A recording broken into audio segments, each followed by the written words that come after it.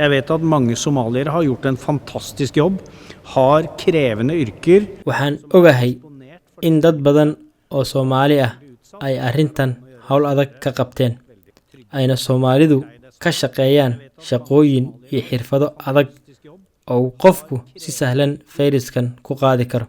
Sidaas darteed, waxaan talo ahaan u soo jeedinayaa inay taxadar aad ah oo dheeraad ah sameeyaan.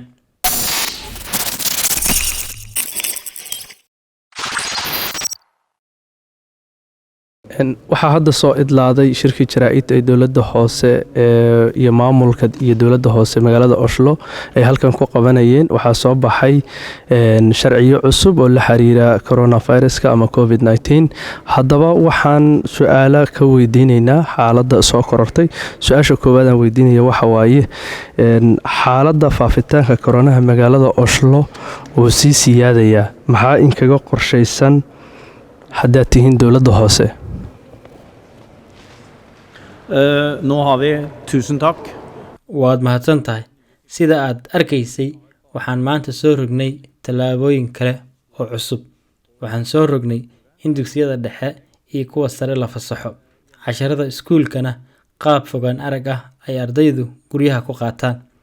Sidoo kale, waxaan soo rognay in casharada iskuulka ay guryaha ku qaataan ardayda dhigata dugsiyada hoose fasalka 5 ilaa 7 ee ku nool 7 xaafadood ee kala ah Grorud, Stovner, Alna, Bjerke, Gamle Oslo, Grønneluka iyo Søndre Nordstrand. Sidoo kale, waxaan soo rognay mar kalena aan ku celinayaa in qofka aysan guriga booqasho ugu imaan karin wax ka badan 2 qof. Haddii tusaale ahaan aad tihiin qoys ka kooban 5 ilaa 6 qof, waxa ugu badnaan soo booqan karta 2 qof oo qoyska ka baxsan. muddooyinkii ugu dambeeyay Oslo waxay ku jirtay xayiraad adag, haddana cudurkii kor ayuu u sii kacayaa. Oslo maxaa ku gaar ah? Oslo en by på 700 000. Magaalada Oslo waxaa ku nool 700,000 oo qof. Fayruskana wuxuu aad ugu faafaa meelaha ay dadka badani ku nool yihiin. Oslo waxaa degan dad badan oo isla nool, waxaana magaalada ku badan dadka degan guryaha ciriiriga ah. Markaasoo kale waxaa adkaanayso in la kala fogaado. Waana mid ka mid ah sababaha uu fayruskan Oslo ugu badan yahay uguna sii faafayo, maadaama uu fayruskan yahay mid magaalooyinka waaweyn si fudud ugu faafa. Waxaa hubaal ah in dhanka kale ay jiraan dad badan oo dhibsaday xeerarka adag ee magaalada ku soo rognay, gaar ahaan dhalinyarada, kuwaas oo aan samaynin taxadirkii iyo kala fogaanshihii looga baahnaa. Fayruska corona noociisa Ingiriiska ka soo bilowday oo magaalada soo galay dhammaadka sanadkii la soo dhaafay ayaa xilligan si aad ah magaalada ugu faafay, dhibaato xoogganna ku hayo bulshada magaalada ku nool, gaar ahaan dhalinyarada ay da'doodu ka hooseyso 19 sano. Ilaali kala fogaanshaha. Xanuunkan waa la isqaadsiiyaa, waadna ku xanuunsan kartaa xitaa adigoo dhalinyaro ah. Dadka waaweyn oo keliya lama xanuunsadaan COVID-19, dhalinyarada xitaa qaarkood aad ay uga xanuunsadaan. Ilaali kala fogaanshaha, waana ka guulgaari karnaa arrintan ilaa uu talaalku dadka wada gaarayo. Inntil vaksinen kommer.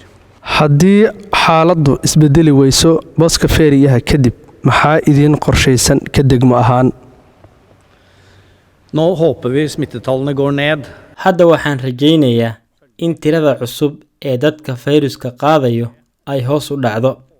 Waxaase ku xiran shardi ah in dadku ay sharciyada u hoggaansamaan. Waxaan fiirin doonaa sida ay xaaladdu noqoto fasaxa booskaha kadib, inaan markaas ku guuleysanay hoos u dhiga tirada dadka uu ku dhacay fayruska iyo in kale baxaan si ay u kulmaan. Sidaas darteed, waxaan mar kale dadweynaha ku boorinayaa inay raacaan sharciyada ayna ilaaliyaan kala fogaanshaha. Haddii kale, waxaan ku qasbannahay inay magaaladu ku jirto xaaladan xiritaanka ah ee adag.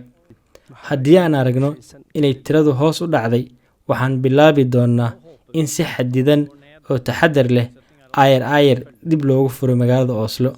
Haddase sida muuqato inay taas dhacdo wax badan ayaa inaga xiga. Waxaa mar walbana xukuma tirada fayruska. Haddii aan aragno inay hoos u dhacday, waxaan markaas bilaabi karnaa furitaanka magaalada. Men smittetallene vil være avgjørende. Går de ned, så kan vi starte det arbeidet. Tala ahaan dadka ku daawanaya maxaad u soo jeedin lahayd gaar ahaan dadka Soomaaliyeed?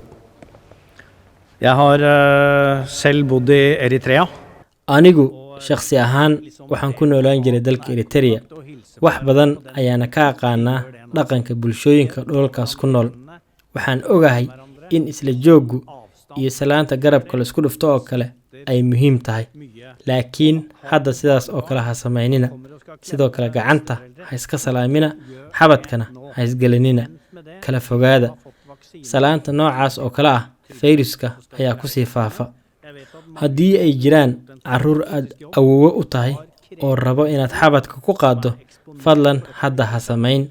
U sug oo dib u dhigo arrintaas ilaa tallaalku uu ka imaanayo, ilaa xaaladdu ay ka xasiloonaan doonto, aana si wadajir ah ugu guulaysan doono arrintan.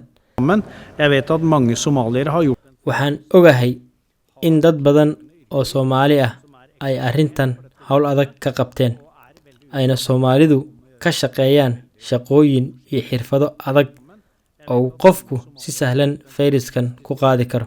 Sidaas darteed, waxaan tala ahaan u soo jeedinayaa inay taxadar aad ah oo dheeraad ah sameeyaan. Om å gjøre også være veldig, veldig forsiktig. kaasina wuxuu ahay Raymond Johansen gudoomiyaha maamulka degmada Oslo oo warbixin naga siinayay xaaladda coronavirus ee magaalada Oslo iyo shirki jaraa'id ee maanta ay qabteen iyo waxyaabaha uu ku saabsanay.